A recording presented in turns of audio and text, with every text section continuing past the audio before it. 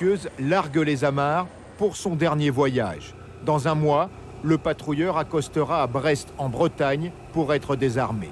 À la barre, le dernier pacha de la Gracieuse, un Parisien d'origine corse, fier de son navire qui a passé 30 ans au service des Outre-mer. Ce navire est sorti de chantier en 87. Il a d'abord été affecté en Polynésie. Ensuite, il a passé Panama pour venir en Guyane en 96. Il est rentré à Brest en 2005. Et ensuite, il a fait les Antilles et à nouveau la Guyane. Et donc, il est en Guyane depuis 2010. 15 ans de mission en Guyane au total, une activité intense pour la Gracieuse et ses équipages, contrôle de l'espace maritime au large de Kourou pour les lancements de fusées et surtout lutte contre la pêche clandestine comme ici en 2013.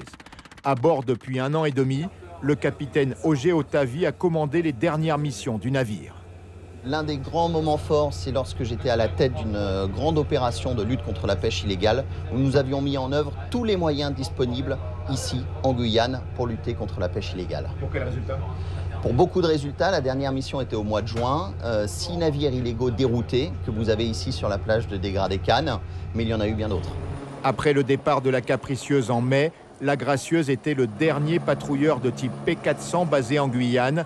La marine a renouvelé sa flotte avec 2 PLG, les tout nouveaux patrouilleurs légers guyanais, un type de bateau plus performant.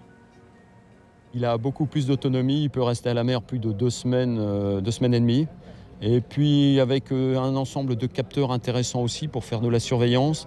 Et ce qui nous intéresse, nous, dans la lutte contre la pêche illégale, c'est des moyens d'intervention beaucoup plus rapides. Une fois désarmée à Brest, la Gracieuse prendra le chemin de la casse. Sa coque sera découpée et récupérée pour d'autres besoins.